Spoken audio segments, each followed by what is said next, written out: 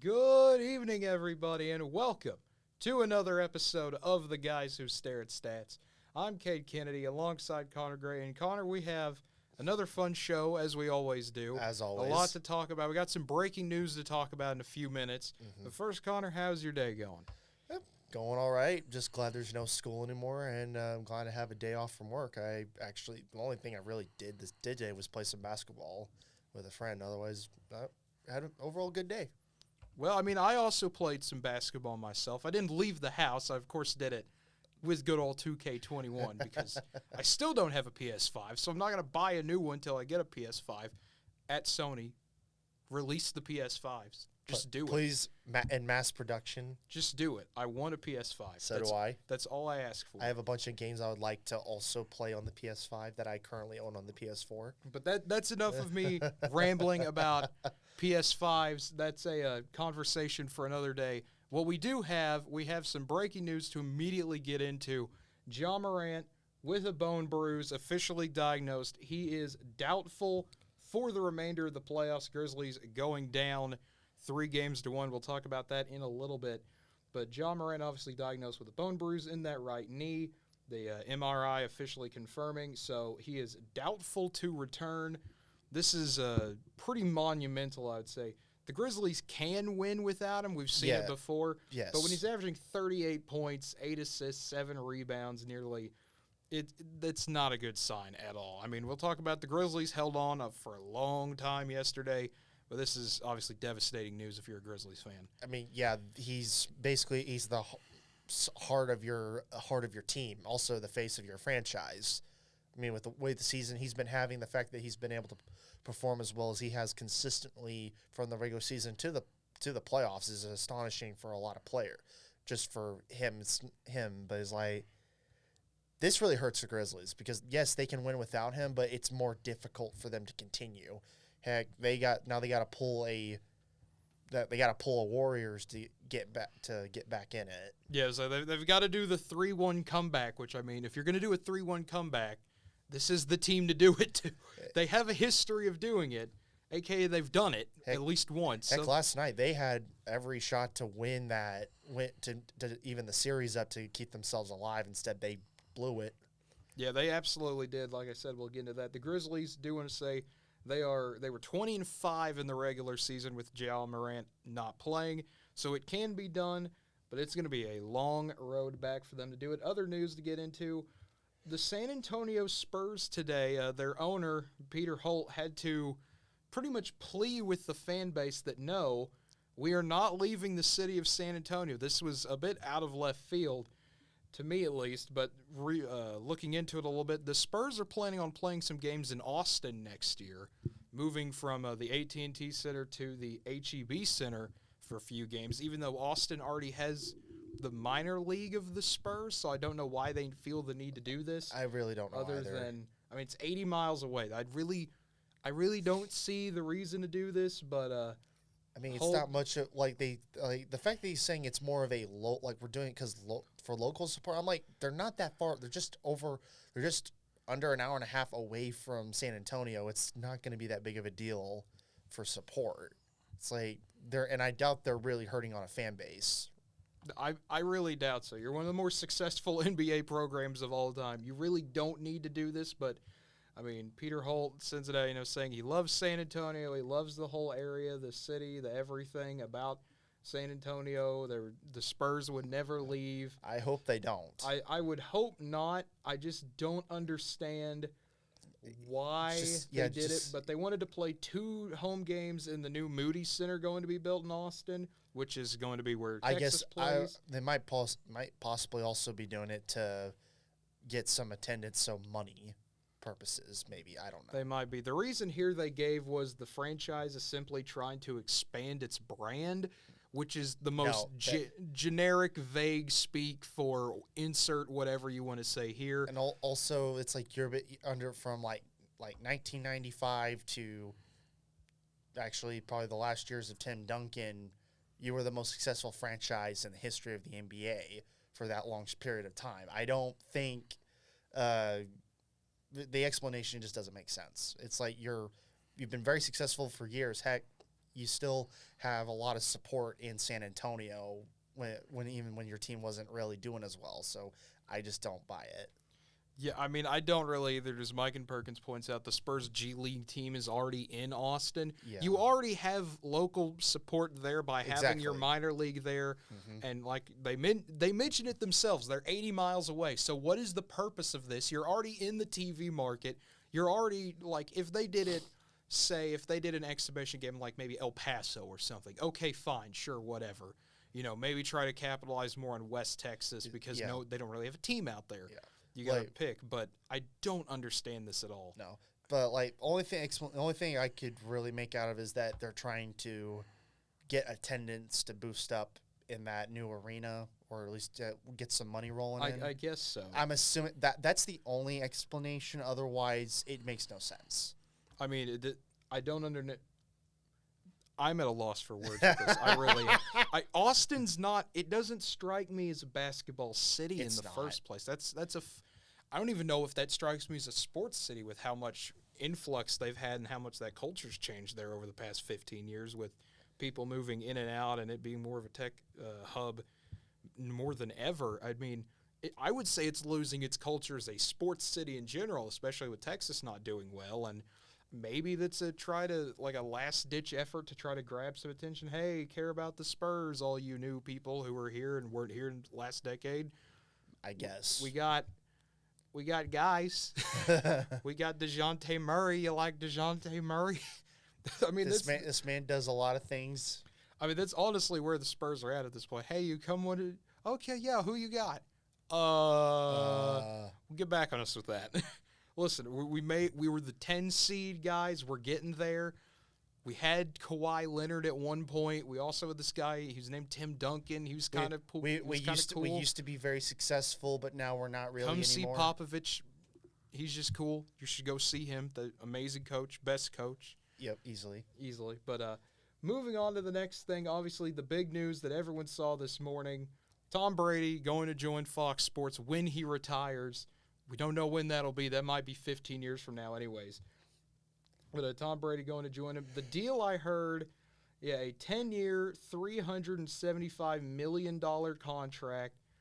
He's going to get paid $20 million his first year of broadcasting. Yep. Keep in mind, we don't know how well that's even going to pan out, and most broadcasters do not get this kind of money whatsoever. I mean, especially for color commentary, this is mind-blowing. It's like, as great as Tony Romo is, he definitely doesn't even make close to that amount of money.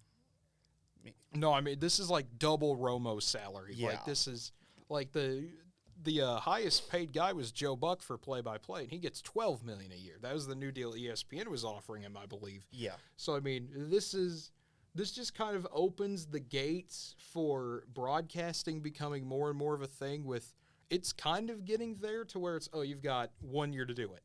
You got 1 year to prove yourself. If you can't do it, you can't do it. Like the Drew Brees thing with NBC, where it was like they had him ready, and then they're like, okay, we regret this immediately. Why did we not do a test run with this? What are we doing? And then he kind of figured it out, and they're like, okay, we're good. It's like, you need to train these guys a little bit. The thing or is have that a test run. Well, this is what happens because obviously with our profession, we're basically geared up, ready to train for this, while as sport guys who just typically do Tom Brady's sports- more focused on winning a Super Bowl. Exactly. He doesn't need to learn how to, talk into and communicate the game of football, even though I'm sure he'll be great at it. He'll be fun. Like he's talked stuff before. I think it's not going to be that big of it. It's not going to be as hard of a transition for him, especially. I think Brady is naturally more into the spotlight than Breeze was.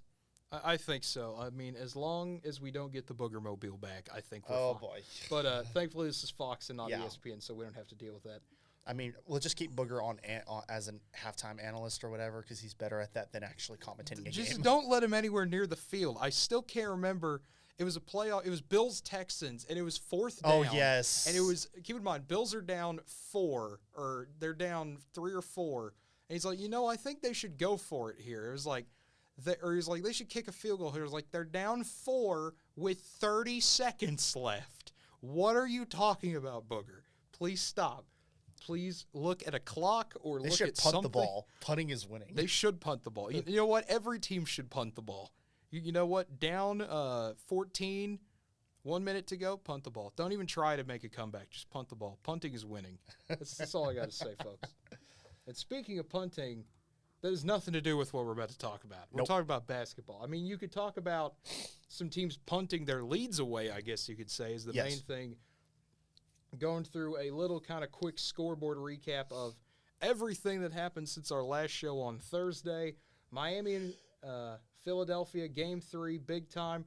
Joel Embiid did come back after we didn't know if he was. Maybe, yes, no. Initially, it was indefinite, which meant, basically he's done for the playoffs, to he came back only a few games later. Yeah, I wonder if they'll what the NBA will do about this, because they didn't like that the Suns did this with Devin Booker either. They got really mad that they went from Devin Booker's out the entire series and out like 4 weeks to, he's going to miss 2 games. He's back. The NBA did not like that at all. So I wonder if they'll go after Philly for the same thing. I think the idea was that they overestimated how bad it was. And then it turned out, no, it wasn't as bad as it really was. That's probably what happened. But then again, it's like that's where you got to go. They got to go after the team doctors, not necessarily the team, because the doctors are the ones who decide. We're saying, he's out for this or that. Well, they did go after the Sixers. They gave the MVP to Jokic instead. We don't have Andrew on here to defend Philadelphia either. This is the one day I wanted him to be on there. So I'd be like, explain. How is Embiid the MVP? Explain. And let him go off for 20 minutes. But instead, that'll be Thursday's show, I guess. We can get his opinion on that then. But Philadelphia coming back with a blowout win, 99-79. Danny Green figuring his shot out with 21 points.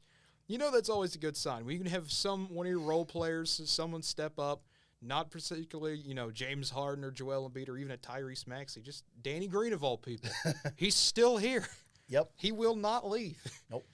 And obviously Jimmy Butler doing his thing, yet not enough to really. Jimmy Butler scored about half the points for Miami. And pretty much did score half the points. I mean, 33 out of 79. He got pretty darn close. And then Game 3. Dallas figured it out. I'm excited. 103-94. Jalen Brunson dropping 28. Brunson they were able to finally run some stuff for him. He was a lot more aggressive, which was nice to see. I mean, the fact that Phoenix's leading scorer was not Crowder can score, but Jay Crowder not the guy can you look score. to. But a guy who shot 10% from the field against New Orleans, and the Mavs' entire strategy has been let the man shoot. Now it hasn't paid off for the Mavs. He's usually been one of their leading scorers, but, man, you'll take Jay Crowder being their number one guy. I mean, when the rest of the team just doesn't play well, that really helps. It really does. Helps Dallas, but Dallas obviously played well. Luka, surprisingly, wasn't the leading scorer. No, Luka, he was a bit more passive, which usually that's my one complaint of him, but when you're getting open looks, just feed it to whoever's open. Exactly. And then and that's what it should be. I mean, that's the way it should be. And finally going away a little bit from that Luka ISO, but that was also more Luka being in foul trouble, a little bit going away from it. There are a lot of moving parts to that. Yeah. And then Saturday, Boston-Milwaukee, just an insanely fun game. Giannis going off for 42. It does just enough to get the Bucks a 103-101 win. And Golden State, without Ja Morant's Grizzlies, just an absolute demolition. 142-112. Morant gets 34, but obviously goes out because injury. Yeah, the Ja Morantless Grizzlies for the fourth quarter, and that's when it really just turned into a nightmare scenario for them. And my goodness, it's going to be really interesting to see how that series continues into Game 5. Yep. And then we get back to Sunday, Dallas getting a 111-101 win. Devin Booker going off just so explosive. But I want to talk about the most genius thing the Mavs have maybe ever done. They outflopped Chris Paul. I don't know how they did it, folks. I don't know how this happened, but Luka somehow turned into Chris Paul CP 3.2, I guess is the best way to say it. I don't know how he did it, but Chris Paul got 4 fouls in the first half of a playoff game for the first time in his career, and then picked up his 5th foul 2 minutes into the third quarter, came back and the 9-minute mark of the game, fouled out in 30 seconds. Wow. And it was some of the most, I'll be honest, They were all terrible calls. 4, 5, and 6 were really bad calls. But you know what the Mavs did? They did what Chris Paul does. They sell it impressively well. Luka gets bumped, and he falls down like he got shot from the upper deck. And he fell down and started rolling around, and they called it. And Chris Paul's looking around like, what the heck? And I'm just like, they did it. The Madmen did it. And then they did the stupid foul where Brunson ran over Chris Paul, but because Chris Paul initiated the contact by existing somehow, they called it offensive foul. And I was just like, Brunson just runs him over. And I was just like, why did you do that? Offensive foul. That's Chris Paul's 5th. And I was like, okay, I'll take it. Yeah, it's like that call was terrible, but because it's against my team, I like it. That's a horrible call. But at the same time, we've never had a call that bad go in our favor. So I'll take it. With that, it helped put you guys back in the series. Yes, and then the physical defense on Ayton is working. He has not even been a factor in Dallas, which I really don't know how that worked. The Suns just kind of forgot he existed because every time they give it to him, he scores, and they're just like, oh, let's not. I was like, what? It's like you feed that. This is not Rudy Gobert. You can throw the ball to him and he'll score. It's like Ayton is the tallest guy on the floor against versus the opposing team. You throw that man the ball, he's gonna score, and he's a better scorer than Rudy Gobert. It's like he's one of the best scoring centers in the league, and they're just. No, let's do Devin Booker mid-range, which isn't a bad option by any means. It's the NBA being dumb. It's just NBA players just not using their brain. I guess I'm all for it when it happens against the Mavs. But obviously, it puts them at 2-2. Also, another thing that happened on that day, Chris Paul's wife and mother were harassed by a Mavs fan. Okay, so I actually do want to talk about this a little bit because number one, that fan got kicked out. Good, he deserves to not come back. Second of all, they obtained video of it, and you know what happened? He touched them on his shoulder, and they said, please don't do that again. Now, granted, that's bad. You should never do that. Don't get in people's personal space and harass them. But Chris Paul acted like his family got shoved, and they just got, shoulder tapped. Still bad. Don't do that. Don't recommend it. But I saw, a funny tweet that was, Chris Paul even flopping on it was I see where Chris Paul learned it from. His mother was a flopper, too. And I was just like, bringing the heat, I see. But, I'm glad he got kicked out. The other thing that was weird to me is, he was intoxicated. And I was like, that kid looked like he was 15. Yeah, How was he drunk? That was a high school kid. I was like, if that kid's drunk, then I'm just more impressed by the Mavs. Not really even the Mavs. The AAC failing to figure that one out. But I don't know. Me ranting about the AAC is that's a topic for another day. But moving on to the final Sunday game, Miami-Philadelphia. Philadelphia once again a 116-108 win. James Harden, just vintage James Harden, 31 points. He's returned. He's returned. He's doing what he should be doing. It looked like watching advanced Houston out there. Instead of a Dwight Howard that occasionally did so, Joel Embiid that can do everything. It's like Harden is actually doing what he was brought in to do and did the first day he came, and then just kind of didn't really do it anymore. And now he's this is what Philly needs for the rest of the play. As long as Embiid doesn't get hurt again, it's their shot to win. It's for the Heat, their shot to win was that Embiid wasn't going to play. Yeah, that was their whole goal. And with Embiid playing, this really hurts. So basically, you're relying. Harden can't. None of their other players could shoot. Well, they're starting to shoot better, and now Harden went off on them. So it's this. Though I will say the game was much closer this time around, but it's they couldn't afford Harden doing what he did. Yeah, Miami played a lot better. Jimmy Butler with 40 points. That is the only guy that has not regressed on this Miami team at this point. But if Philadelphia, they're confident now. They found their stroke. They're at full strength. This is a bad, bad sign for Miami. As we move on to the Monday games, Boston getting revenge. That is another 2-2 series. All three series we've talked about are 2-2. Mm-hmm. And so Jason Tatum getting 30, Giannis with 34 in that one. A lot of chippiness going on towards the end of this one. Al Horford accidentally elbowing Giannis in the neck. It really was accident. Most accidental WWE move I've ever seen. Like man, the man goes for a dunk, look, and as he's coming down, his elbow's already sticking out. Yeah. Like he's doing this, and then as soon as Giannis just happened to be underneath him. Yeah. And it was not like, and the guy's not even paying attention to hitting Giannis. Like after he accidentally hit Giannis, he's like celebrating, and then everyone's up in his grill as if he just like he did what LeBron did mid-season against Detroit, where threw an elbow shot. Yeah, we're just like, okay, Al Horford just absolutely clutch in that game. 16 points in the fourth quarter. And, it's good seeing him play well again. One thing that was also surprising was that Marcus Smart played almost the entirety of that game. Yeah, we've seen that a lot, I feel like, in this post. A lot of guys playing like 40, 45 minutes, just high intensity the entire time. And that's a perfect way to describe this next game, Golden State Memphis Game 4. High intensity, low offense is the best way to describe this one. I understand for the Grizzlies, Morant's not playing, therefore you don't have the player that's going off on an opponent. But Curry wasn't shooting his best. Thompson wasn't really shooting his best. Overall, you basically had to rely on some bench players to play better to keep them in the game.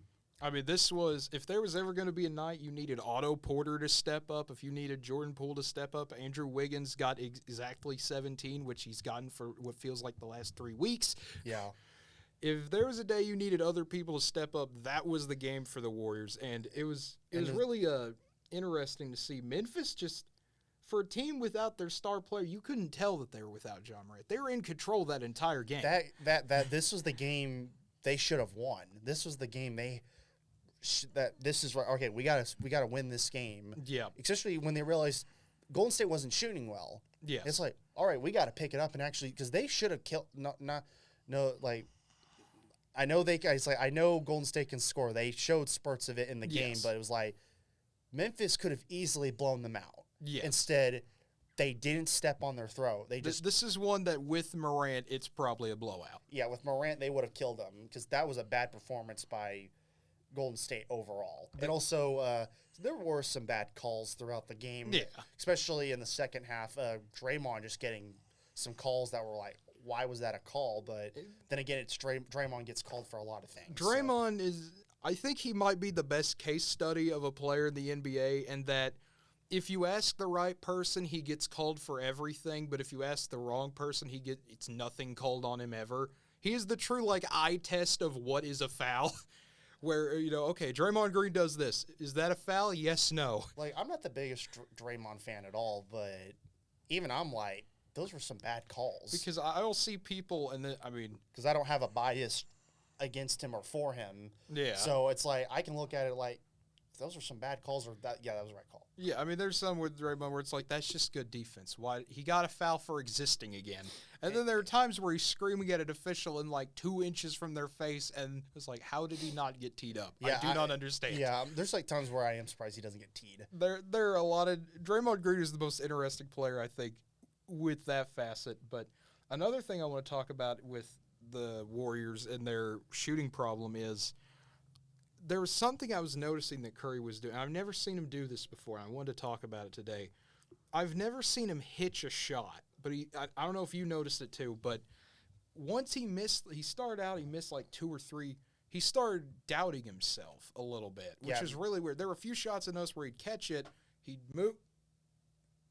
Yeah, and he did that at the beginning of the second half. Yeah, and he started hitching it a little bit. And because I was working, so I didn't see much of that first half, but I saw most of that second half, almost the entirety of the second half.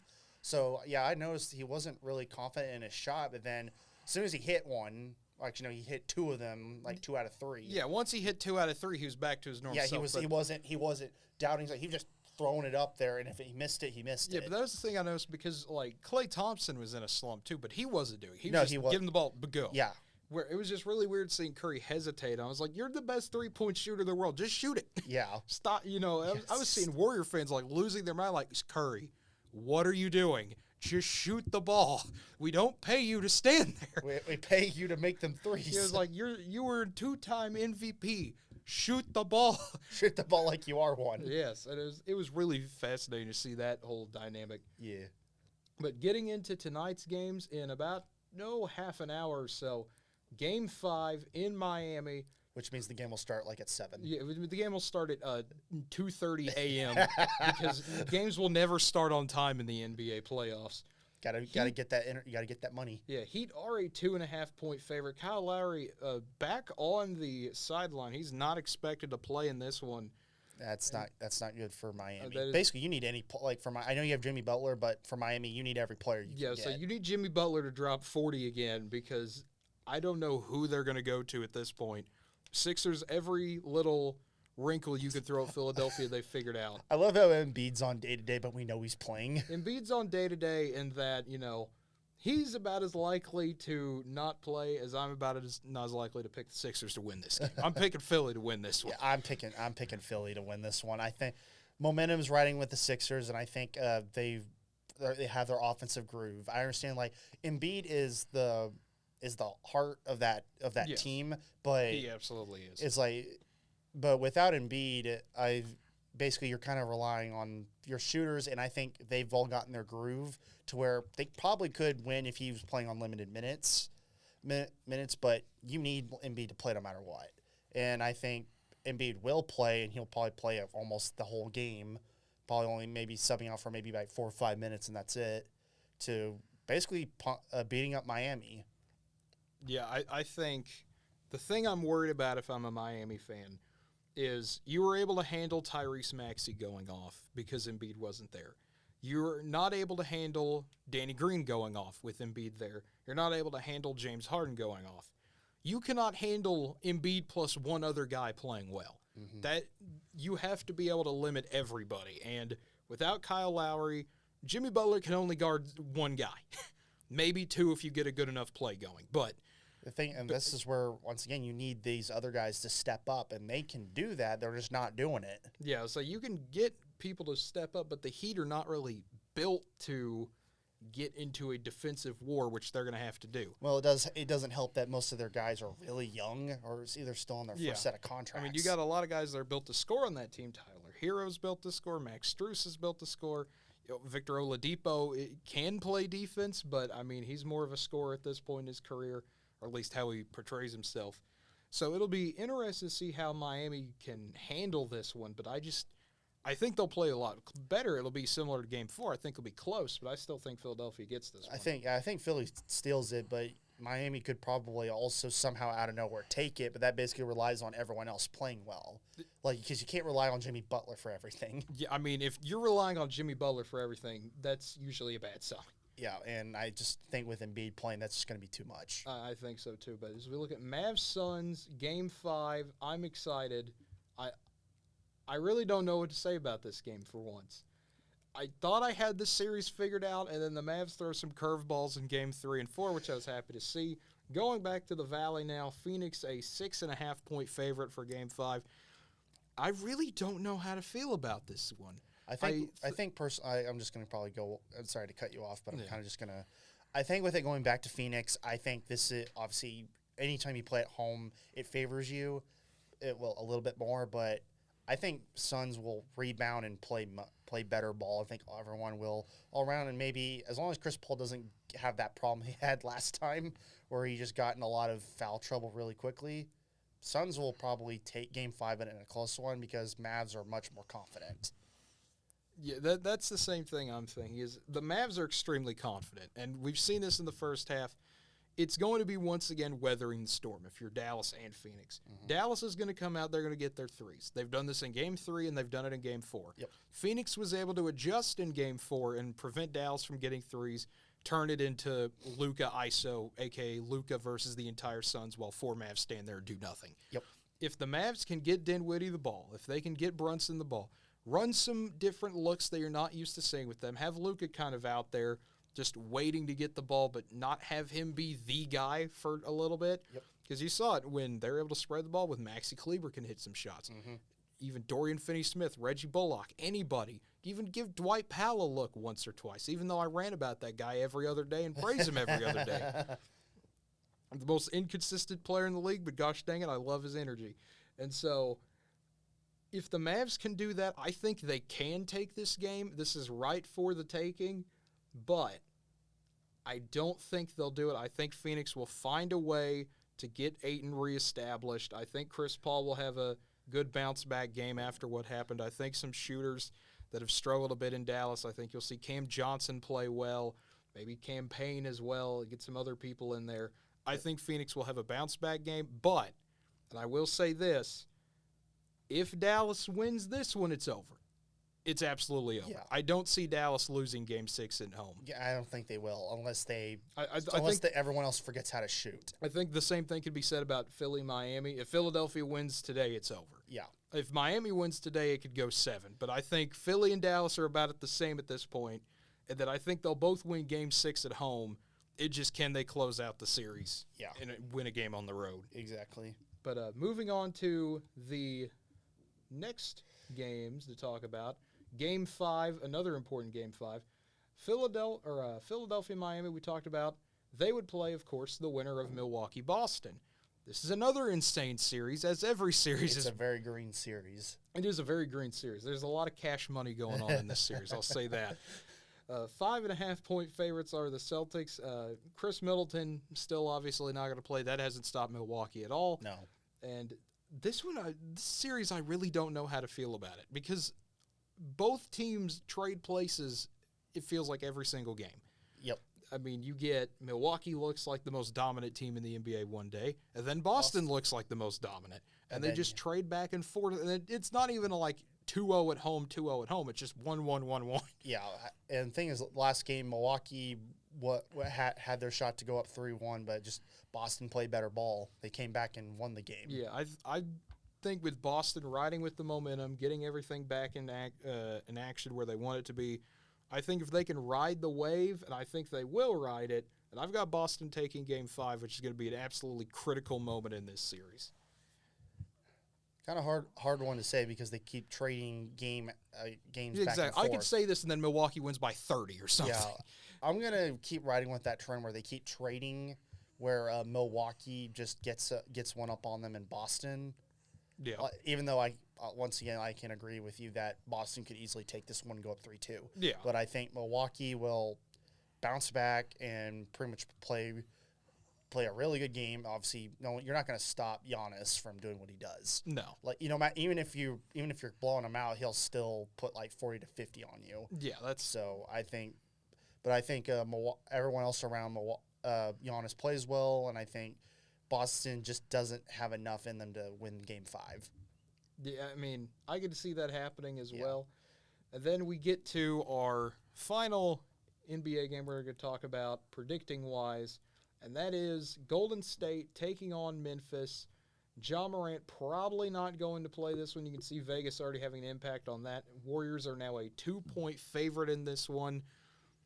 Despite everything going against them, Golden State was able to win Game 4. And I think that told me about everything I needed to know for the remainder of this series, that the Warriors can come out, they can shoot horribly, they can do whatever they want, and just take the game off for 3.5 quarters. But as long as they're in it within, 8, going into that final 6 minutes, the game still can be theirs. Yeah. I think that told me just about everything you need to know about the remainder of this series. I can see Memphis holding on one more game, but their days are numbered. It's like they could win tonight, and if it goes back to Frisco, it's over. It's like basically do the Warriors put the Grizzlies out tonight, or do they wait until Game 6? And I think this is the one where Golden State puts them out. I think Golden State ends it as well. It's gonna be a hard-fought game. It's gonna be another fun hustle and bustle type of game. I don't think they'll shoot that bad again. Both teams, I think someone will get going for Memphis. The home crowd will fuel them a bit there. But I will say with if Warriors win tonight, they can rest up for about 5 days. Yeah, so the Warriors get that win, you get some rest as well. I mean, if you're a Golden State fan, it's win and then let the Mavs and Suns go to 7 and just let them just beat up on each other. Yep. We'll talk about that a little bit more in hockey. A certain team already got a sweep because, of course, they did. Of course they did. And, it was the only series that wasn't competitive. Yes. I mean, it was competitive for like one period. Yeah. But, we're both in agreement. Golden State gets the win there. But as we slowly but surely transition over into hockey, there's been a lot going on here as well. slowly recapping everything from Friday onwards. A lot more games to talk about because first round versus second round. Boston takes care of Carolina 4-2. Toronto over Tampa Bay 5-2. Minnesota beating St. Louis 5-1, and Edmonton beating LA 8-2. Those were all game threes that happened on Friday night. It feels like the away teams won every single except for Carolina. Yeah, Carolina blew it, but that's the price to pay to get every series 2-1 at that point. Yep. And then you look at Saturday's games. Washington got the resounding 6-1 win. Colorado did Colorado things, getting a 7-3 win at Nashville. Capitals beating the Panthers, by the way. Pittsburgh decided to score a touchdown. They beat the Rangers 7-4.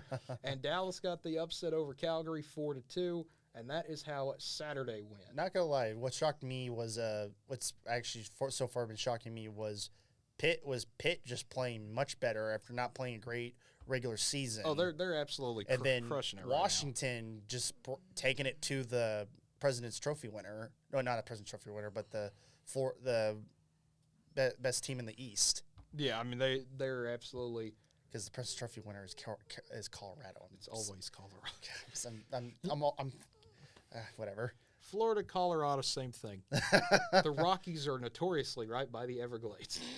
And then looking at Sunday's games, Boston getting a 5-2 win over Carolina. They've evened that series up. The Bruins playing some fantastic hockey over the past few days. St. Louis doing the same thing, 5-2 win over the Wild. Tampa Bay just unloaded on Toronto 7-3. Nice football score, though. Nice football score. You know, Maple Leafs could only get that one field goal. Exactly. It's classic Maple Leafs. And then the Kings getting a 4-0 win over Edmonton. So, as you can tell, the same trend. Everything is 2-2. Yep. And then Monday, yesterday's games, Florida had an opportunity to go down 3-1, and the Capitals could not take advantage of it, missing an empty netter. Mm-hmm. And Florida responds a few minutes later, sends that one into overtime, and then the Panthers get a 3-2 win. Pittsburgh scores another touchdown. Did they borrow Big Ben or something? I don't know. But a 7-2, Pens get another win over the Rangers. They go up 3-1. Calgary levels the playing field. Tree's losing his mind on this one because he just why is Pitt playing so much better? Yeah, he's so ready to be like, well, this Pens team season is over. What? They're up 3-1. I was like, there you go, Tree. Enjoy your good for him. I hope he's having a good time. He probably isn't. You never know. He's probably just more confused than anything. Exactly, he probably is. And then Calgary getting that 4-1 win, and Colorado finishing it off 5-3 over Nashville. So basically doing what we all thought they were going to do. Yes, what a shocker. Colorado is still Nashville's just missing players, and they're just not 100%. Yeah, they're not 100%. And they're missing arguably your great goalie, and you got some other depth issues going on right now, and also injuries and everything. And also just Nashville is just not as good as they used to be. That is true. I'm okay with that, though. I know you are. I am A-okay with that. They can go rebuild now, and I would be perfectly happy with it. Yeah, that's probably not going to happen. Probably not. They'll keep dragging it out forever.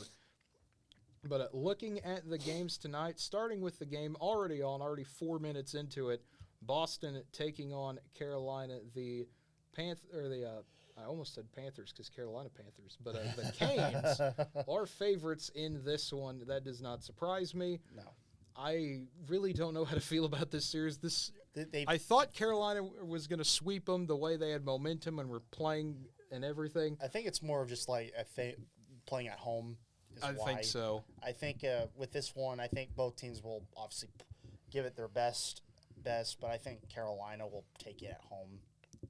I think so, too. I think Carolina... I feel like they're just going to trade until Game 7. They might trade off at this point, going back and forth. But, yeah, I've got Carolina winning this one as well. But we get to the 6:30 game on ESPN2 here in just a few minutes. Toronto favored in this one at home against the Lightning. Understandable. It's understandable, but at the same time, I really don't know how to feel about this one either. Because they each have taken a game at each other's place. Yeah, you're 1-1 as the home team, or you're 2-2 basically no matter where you are in this situation, at home, away, or just in general. Yep. So basically, obviously, this one's more of a coin flip because you know Tampa has the high end talent to very much beat up the Maple Leafs, but yet the Maple Leafs also have really great talent in their own right. So it's more of like, which blue team do you pick? So I think I'm going to pick Tampa Bay to take one from Toronto to go back home up 3-2. See, I think Toronto gets this one. They don't have a whole lot of momentum, but that hasn't stopped them. Well, neither team has had the best momentum. No one's had momentum, but I think this Maple Leafs crowd, they're going to be antsy. They're going to be a little anxious. When's the Toronto crowd not antsy? I mean, when are they not antsy? But I think they're going to be absolutely losing their minds from the moment that puck drops. And I think Toronto's going to somehow find a way to get this one. But they still need to be afraid because it is the Toronto Maple Leafs. This is a team that has blown 3-1 leads constantly. I mean, you lost to Montreal last year. I mean, granted, Montreal ended up being better than a lot of us thought. But I think at the time, it was the funniest meme since they blew. Montreal was, obviously, them slowly coming back on Toronto built up the momentum. And I think they rode off that momentum into the Stanley Cup. But obviously didn't pan out for them in the end. But it's like, yeah, Toronto notorious for blowing so many leads in their playoff tenure. Yeah, this is the Toronto. I thought a 4-1 lead was safe Maple Leafs over here. They could sweep a series, 4-0, and I'd still think they'd lose that series. I just don't trust them. You shouldn't. I don't trust them, but I think they'll have just enough to get one done today. And then Game 5 in Minnesota, Blues Wild favored in this one. And you can see why. Look at all these injuries. St. Louis has no Krug, no Scandella, Letty and Bortuzzo on the day of the day. So you lose all your defensemen. Yes, a lot of defensemen out, which makes sense why this is such an offensive-heavy series. Look at all them goals scored. Back and forth the entire time. I did like the Blues finally changing up goalie, going from Husso back to Binnington. Playoff Binnington is something special to watch. And I think that's going to be the key. Now, I am biased in this as well. Of course you are. But I think the Blues get the win tonight. I really do. I think if playoff Binnington does what he does, it's time for the return of Jordan Winnington. That's all I'm saying. Yeah. I hate to do this to you, but I'm going to go against you. I think the Wild get one at home. Oh, that doesn't surprise me. And go up 3-2. I think just losing with all those guys out for some of those guys have been out 2 or 3 games. Even then, I still think they'll play a factor, especially with the Wild at home. But I think this will probably be a high scoring game. I think might come down to overtime. It honestly might. I'm waiting for that to happen. I'm surprised there aren't more overtime games. I'm waiting for this one to go to like 8 overtimes in Game 7. Because last year, just watching the Bruins and Capitals, they almost like every game went to overtime. It was beautiful. I loved every second. I loved it. I love it when my team is not doing it, so I don't have heart attacks watching it. It's like I loved it, but I was getting so frustrated because Boston. Not Boston. It's always Boston. Just Caps blew it. They had opportunities to win, and they just didn't do it. Yep. That's being a Caps fan for you. That is called being a Caps fan. And then Kings Oilers, the final game of the night, 9:00. It's fun time in Edmonton every time they get a home game. They're favorites in this one. Every hockey series. The one thing I love about the NHL is I absolutely have no idea what is going on any of the series. Like you could just flip a coin and probably have better odds than actually predicting what's going to happen. I think unlike with Colorado with the Avalanche. Is that everyone knew they were going to win their series. Everyone got one free series. Yeah. To pick right. Yeah. And obviously with the huge advantage disadvantage Nashville had, you knew what was going to happen. But for the most part, this is what makes hockey probably arguably the best playoffs, the Stanley Cup, is that regular season accolades go out the window. It all matters, how do you do in the playoffs? Yes. So because the worst team in the playoffs could somehow, like what Montreal did last year, was somehow manage to get through all those hurdles and manage to get to the Stanley Cup. Even though they didn't win, the fact that they got there was like, how did you guys do that? Yeah, all you need is 16 good games. That's all you need to do. Yep. And you too can win a Stanley Cup. Except it's true. It is true. I'm not wrong. You're not wrong because it's happened before. I've seen it with my own. I've seen the Blues do it myself. Where we're going to do this thing called tanking oh, wait, now we're not. We're going to go win a Stanley Cup. It was like, okay, I'm okay with this. We should do it more often. I'm not going to lie. Not going to lie. Blues should try to win Stanley Cups more often. It's pretty fun. And then going back to this one, I really don't know. I really do. This is the series I think I know the least about in general. I mean, Connor McDavid, good, obviously. Connor McDavid, one of the best players in the NHL right now. Being considered the next Gretzky. Yes, but here's the problem with the Oilers, and will always be the problem with the Oilers. You have one of the best players possibly in the history of the sport. You have no one to help him. Nope. It's just him versus everybody else. It's just him, and maybe some other people step up, hopefully, just all these been able to help this year, but at the same time, I feel like I really think the Kings get the upset here. I hate to say it as a Blues fan, but I think the Kings get an upset here. I just don't like the Kings. That's a story for another day. Well, we don't like a lot of LA teams in general. No, but I think somehow in some way Edmonton somehow pulls out a victory. I mean, I know I'm saying somehow because the series is tied. Yes. But it's like Edmonton, it's basically just Connor McDavid, and then everyone else is just kind of there. The Kings have figured out if you can just rough Edmonton up and kind of get them basically wound up. Connor. You basically got to isolate Connor by himself. Yes. Because the rest of the team just isn't cutting it.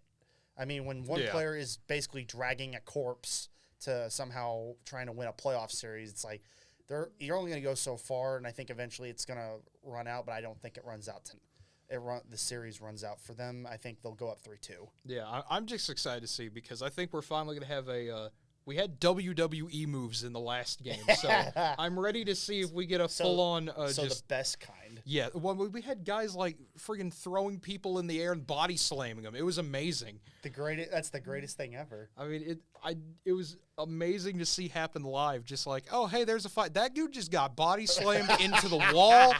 I mean, how do you even referee this? You just let it happen. Yeah, they just let it happen. There were a lot of scuffles.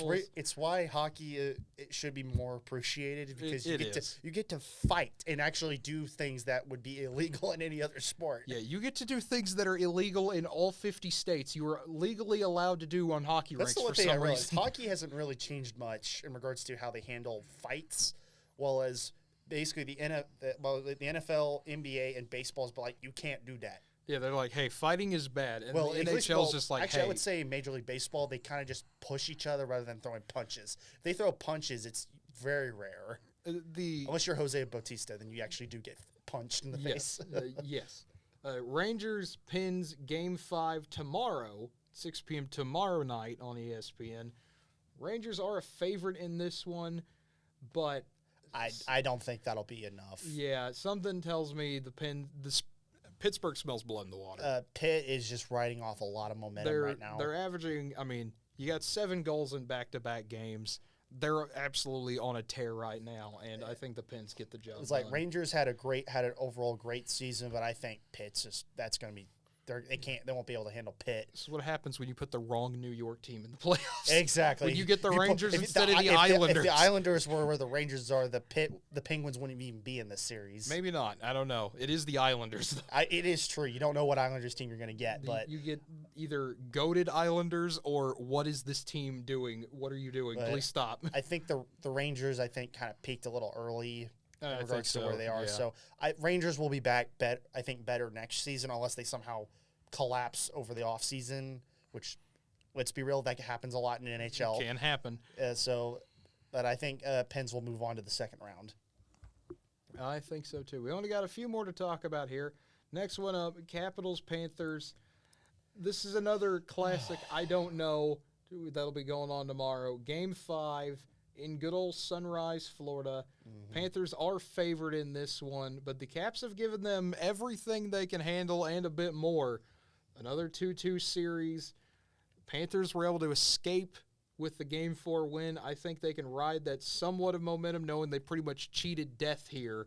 And I think the Panthers take Game 5. It'll be tight. It'll be close again. It could be one of those goes both ways, but I think Florida, they have that little bit of fire with them, and I think they get a win. I shouldn't be optimistic because I'm a Caps fan, but I'm going to go hard. Go for it. Homer on this one. I think the Caps will steal one in where Where do they play it in Florida?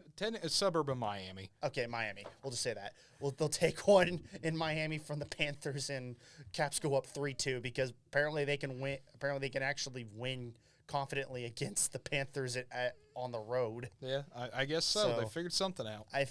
Even though obviously I could easily with this series, it's going to go either way. Yeah. Like it's just a matter of who capitalizes on it, and I think Caps actually take Game 5. I mean, I could absolutely see it happening. I mean, when we've seen it right in front of our eyes. Well, that is true. We have. Final series to talk about, Game 5, final Game 5, a lot of Game 5s. A lot of Game 5s. I hope you enjoyed Game 5 podcast today, basically, is what it feels like. Calgary favored in this one. Flames trying to go up and get that elusive 3-2 lead. And the Stars have played an absolutely gutsy performance against them the past few games. The Stars have just been playing really good hockey. They really have. I mean, they basically battled. They were on death's door, and they basically had to pull shenanigans had to happen for them to make it. And they're giving Calgary everything they got. Even though I know Calgary's overall on paper a better team than Dallas, but Calgary isn't necessarily playing like it. No, they really haven't. They've had their moments where they look like they're supposed to, but they've had a lot of just moments where Dallas is just able to take it right to them and just fly right past it, which really doesn't make any sense because Dallas is good, obviously. Yeah. You don't get here by being bad by any means, but Calgary and Edmonton, I mean, I don't know if it's just a Canada thing. I don't know if it's a province of Alberta thing. It's probably just a Canada thing. I don't know. I guess it does kind of extend Unless you're to in Montreal, you'll just randomly just be good. Yeah, I guess it kind of extends to Toronto as well, where I can never really get a grip on them, even in the playoffs, because they're so gosh darn inconsistent.